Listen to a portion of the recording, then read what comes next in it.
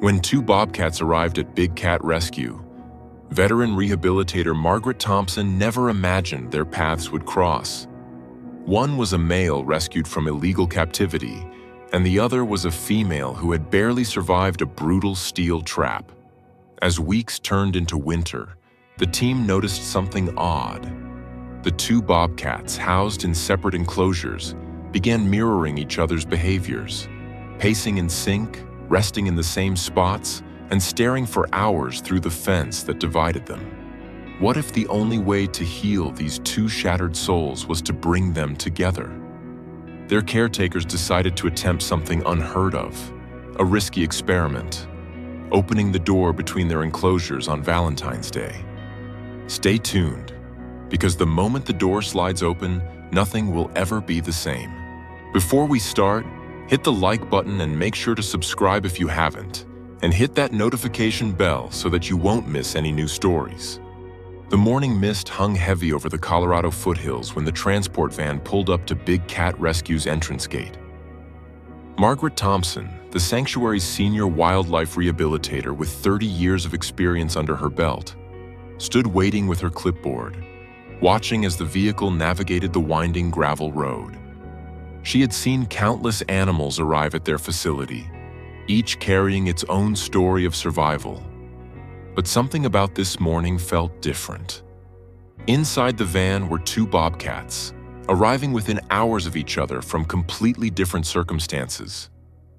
The first, a 3-year-old male the team would later name Jasper, had been confiscated from an illegal wildlife dealer in Denver who had kept him chained in a concrete basement for over a year. The second, a female they would call Sierra, had been found near death beside Highway 70, her left hind leg caught in an illegal trap that had nearly severed it. Both animals were about to begin journeys that would intertwine in ways no one could have predicted.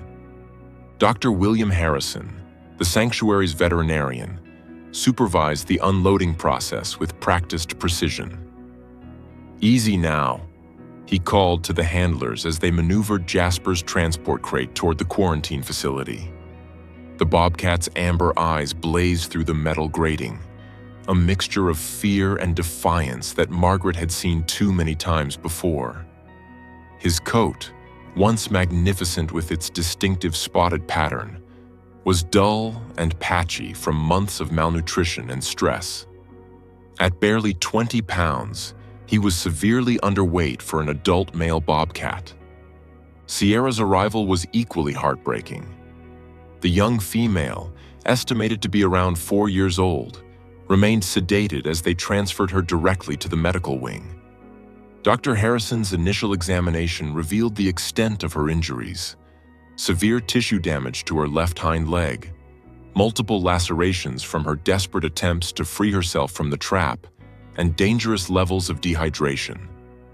"She's a fighter," he told Margaret as they worked to stabilize her condition. "Most animals wouldn't have survived what she's been through."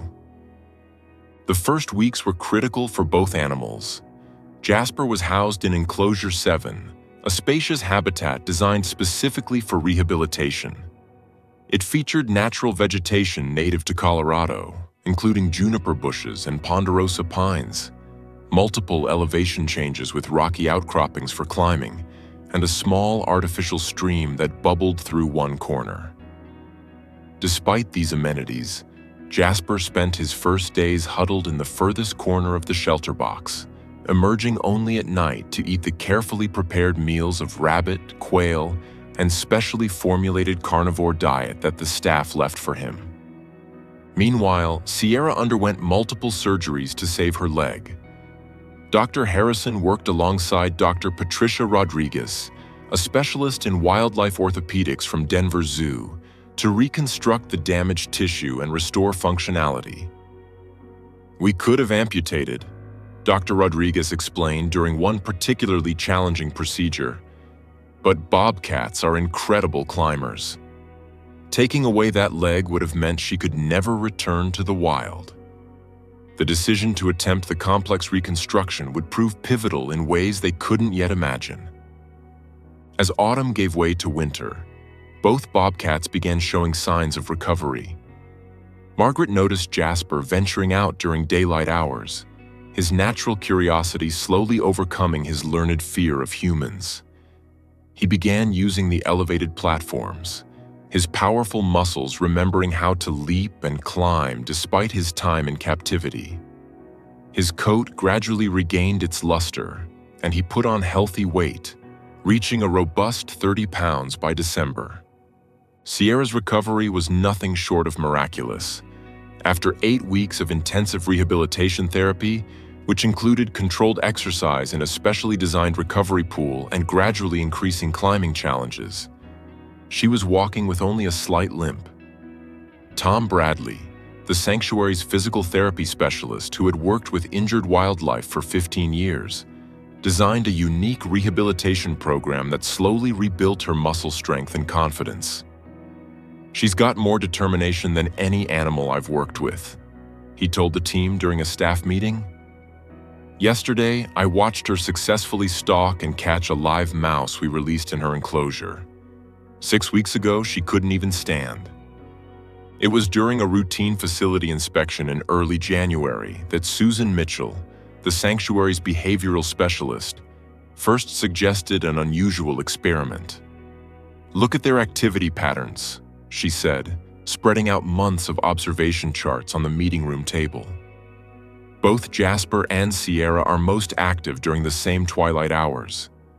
They both prefer the elevated platforms to ground level. They even have similar hunting styles: patient, calculating, striking only when certain of success." The idea seemed radical at first. Bobcats are notoriously solitary creatures in the wild, coming together only during mating season.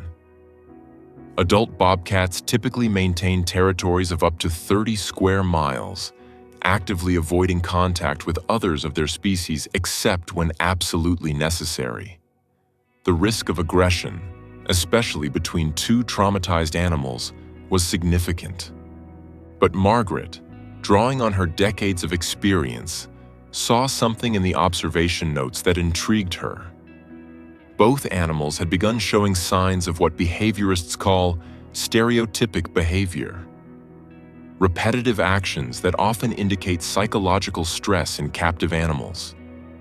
Jasper paced the same figure-8 pattern along his fence line every evening.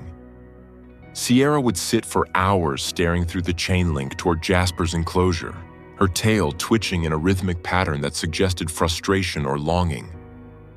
What if they need companionship? Margaret proposed during a heated discussion at the February staff meeting. Not all animals follow textbook behavior, especially those who've experienced trauma. Sometimes healing requires breaking the rules. After extensive deliberation, the team developed a careful introduction protocol. They would start by moving the enclosures closer together, allowing the bobcats to see and smell each other without direct contact. Every behavior would be documented, every sign of aggression or stress carefully evaluated. If successful, they would proceed to the next phase: supervised interactions through a shared fence line. The process began on a cold February morning. Using the sanctuary's specialized enclosure transport system, a series of wheeled platforms that allowed entire habitats to be repositioned, the maintenance crew slowly moved Sierra's enclosure until it stood just 20 feet from Jasper's. The reaction was immediate and intense. Both bobcats rushed to the facing fence lines, their bodies rigid with tension. Jasper's ears flattened against his skull, and a low growl rumbled from his chest. Sierra responded with a hiss that sent the observing staff stepping backward instinctively. For 3 days, the tension remained palpable. Feeding times became exercises in competitive display, with both animals dragging their kills to the fence line, eating while maintaining aggressive eye contact with their neighbor. Margaret began to doubt the wisdom of their experiment. "Maybe we're pushing them too hard," she confided to Dr. Harrison one evening as they watched the sunset paint the mountains purple. But on the 4th day, something shifted. It was Robert Miller, the night shift observation technician, who first noticed the change. In his detailed notes, he wrote, 3:47 a.m. Jasper approached fence line without aggressive posturing. Sat approximately 3 feet from barrier. Sierra mirrored position on opposite side. Both animals remained stationary for 14 minutes. No vocalizations. Body language suggested curiosity rather than hostility. Over the following weeks, these neutral encounters became more frequent. The maintenance team, following the protocol, moved the enclosures closer in 5-foot increments until only a double fence line separated the two bobcats. It was during this phase that the first breakthrough occurred.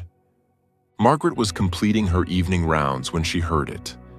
A soft, chirping sound she recognized as a bobcat contact call. These vocalizations, rarely heard in captivity, are typically used by mothers to communicate with their kittens or, occasionally, between mating pairs. She froze, watching as Jasper sat near the fence, his head tilted slightly, repeating the gentle chirrup. Sierra's ears swiveled forward, and after a long moment, she responded with a similar call. The following morning, Margaret called an emergency team meeting. "They're communicating," she announced, playing the audio recording from the previous night. Not threatening or challenging, actually communicating. The sanctuary's wildlife cameras captured increasingly fascinating behaviors over the next month. The two bobcats began synchronizing their activities, eating at the same times, resting in mirror positions on opposite sides of the fence, even grooming themselves in tandem. Most remarkably, they developed what appeared to be a game. Jasper would run along his side of the fence while Sierra gave chase on hers, both animals leaping and bounding with what could only be described as joy. Dr. Rodriguez, visiting for a follow-up examination of Sierra's leg, was astounded by the transformation. "Her muscle tone is better than many wild bobcats I've examined," she said. "The play behavior with Jasper has been better therapy than anything we could have designed." As Valentine's Day approached, the team faced a critical decision. The behavioral signs were overwhelmingly positive, but the risk remained substantial. Bobcats possess powerful jaws capable of delivering a bite force of 548 newtons, and their retractable claws can inflict severe damage. A fight between two adult bobcats could be fatal. The discussion lasted well into the night of February 13th. Margaret presented her observation data. Over 200 hours of documented positive interactions, 0 aggressive incidents in the past 2 weeks, and clear signs of mutual recognition and even affection. Dr. Harrison provided medical clearance, noting that both animals were in peak physical condition. Susan Mitchell contributed her behavioral analysis, highlighting the stress reduction indicators in both animals since they'd been placed adjacent to each other. Finally, Sanctuary Director James Patterson made the call. "We proceed tomorrow with full safety protocols. If we've learned anything in wildlife rehabilitation, it's that animals often know what they need better than we do." Valentine's Day dawned clear and cold, with a brilliant blue sky that seemed to mirror the team's cautious optimism. Every available staff member gathered around the adjoining enclosures. Dr. Harrison stood ready with tranquilizer equipment, though everyone hoped it wouldn't be needed. Margaret positioned herself at the specially designed sliding door that connected the two habitats, a feature built into the sanctuary's enclosures for exactly this type of situation but rarely used. "Everyone ready?" Margaret asked, her hand on the door mechanism. A chorus of nervous confirmation followed. She took a deep breath and slowly slid the door open, creating a 3-foot passage between the two enclosures. For a moment that stretched like eternity, nothing happened. Jasper and Sierra stood frozen, staring at each other through the now open doorway. The silence was so complete that Margaret could hear her own heartbeat pounding in her ears. Then, with a fluid grace that took everyone's breath away, Sierra stepped through the opening into Jasper's enclosure. What happened next would be recounted at wildlife rehabilitation conferences for years to come. Instead of the careful, suspicious approach typical of Bobcat introductions, Jasper and Sierra burst into motion simultaneously. But it wasn't aggression. It was pure, exuberant play. They raced across the enclosure, leaping over logs and boulders, their bodies twisting in midair with an athleticism that seemed impossible given their recent histories. Sierra would dart behind a juniper bush, only to leap out as Jasper passed, initiating another chase that sent them spiraling around the habitat. "My God," whispered Tom Bradley, "they're playing like kittens." After nearly 20 minutes of this energetic display, both Bobcats finally collapsed in a sunny patch near the shelter box, their sides heaving with exhaustion. Then, in a moment that brought tears to several staff members' eyes, Jasper reached over and began grooming Sierra's head with long, careful strokes of his rough tongue.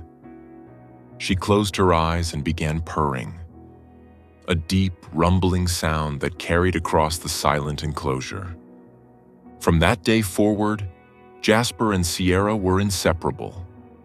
The sanctuary modified their habitat to create a larger, unified space that gave them room to roam while maintaining multiple shelter options and feeding stations. Their bond deepened with each passing day. They hunted cooperatively during enrichment exercises, with one bobcat flushing prey while the other waited in ambush, a behavior rarely seen even in mated pairs in the wild. They slept curled together in the shelter box, their spotted coats blending into a single pattern of gold and brown. Margaret documented every aspect of their relationship, recognizing its significance for understanding bobcat behavior and rehabilitation. "We've always assumed that adult bobcats are irreversibly solitary," she wrote in her report for the Wildlife Rehabilitation Journal. But Jasper and Sierra suggest that trauma and recovery can create bonds that transcend typical species behavior. As spring arrived in the Colorado mountains, bringing wildflowers and warmth to the sanctuary, another surprise awaited the team. Susan Mitchell noticed Sierra exhibiting nesting behaviors, gathering soft materials and creating a den in the most secluded corner of the enclosure. A veterinary examination confirmed what the behavioral signs suggested. Sierra was pregnant. The pregnancy progressed smoothly under the watchful eye of the sanctuary team. Jasper became increasingly protective, positioning himself between Sierra and any approaching staff members during feeding times. He brought her choice portions of food, a behavior Dr. Harrison had never witnessed in his 40 years of working with wild cats. On a warm May morning, Sierra gave birth to 3 healthy kittens, 2 females and a male, each weighing approximately 12 ounces. The staff watched through remote cameras as Jasper, defying all expectations of male bobcat behavior, actively participated in caring for the kittens. He stood guard while Sierra nursed, brought food to the den, and even groomed the tiny spotted bundles when Sierra needed rest. The kittens thrived under their parents' care and the sanctuary's supervision.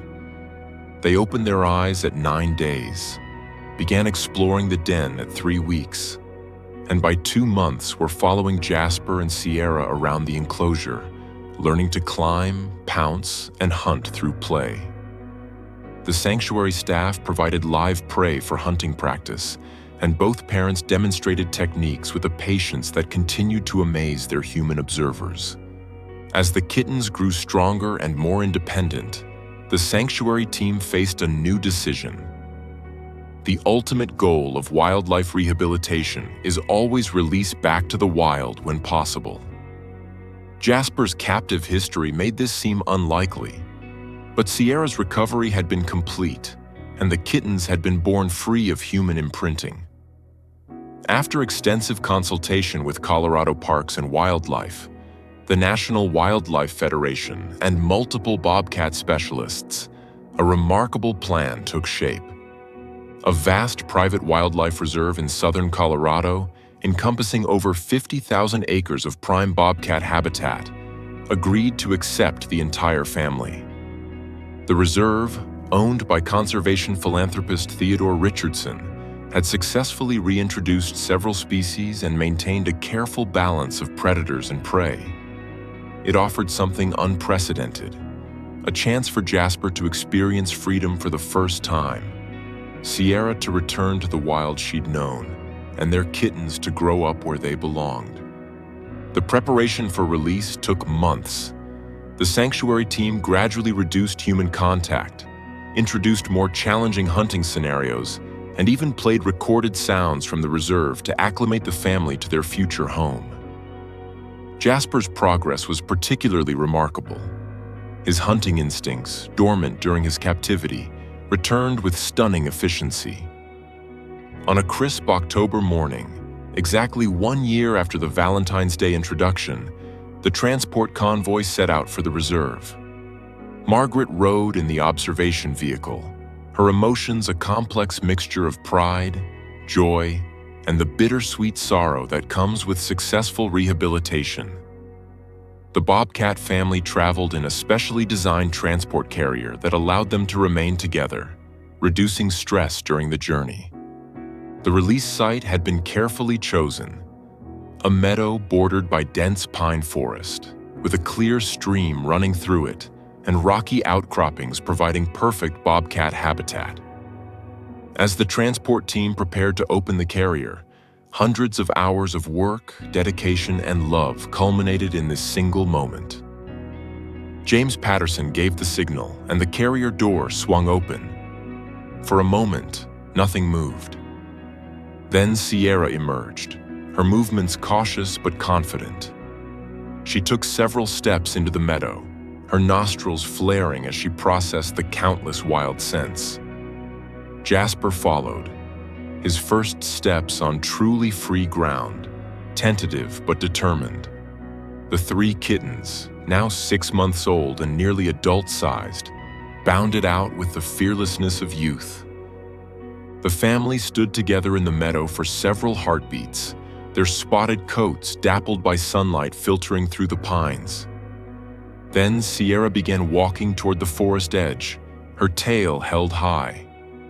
Jasper flanked her, and the kittens spread out behind, their formation instinctively perfect for traveling through wild territory. Just before they disappeared into the tree line, Jasper turned back.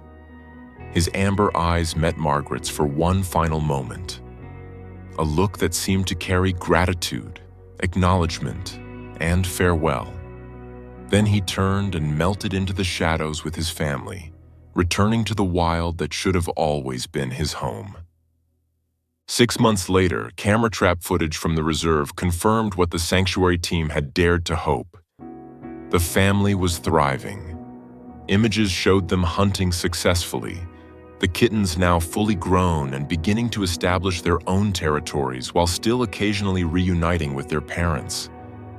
One particularly stunning photo captured Jasper and Sierra sitting side by side on a rocky outcropping at sunset, their bond unbroken despite the vastness of their new freedom. Margaret kept that photo on her desk at the sanctuary, a reminder that sometimes the most profound healing comes not from following the rules, but from recognizing when love and connection transcend the boundaries of what we think we know.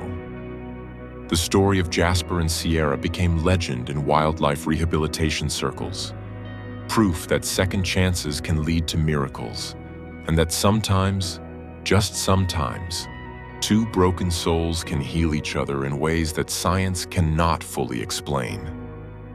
Their legacy lived on not just in their offspring, who would go on to strengthen the wild bobcat population of Colorado, but in the countless other animals who would benefit from the lessons learned during that extraordinary year at Big Cat Rescue.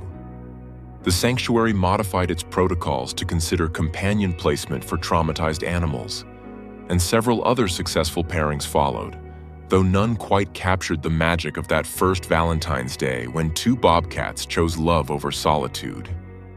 As Margaret would tell visitors for years to come, standing before the now empty but somehow still special enclosure where it all began, wildlife rehabilitation isn't just about healing bodies. Sometimes it's about mending spirits, and occasionally, if we're very lucky and brave enough to try, it's about allowing love to bloom in the most unexpected places. Jasper and Sierra taught us that wild animals, like humans, can choose connection over isolation, and that choosing each other might just be the wildest, most natural thing of all.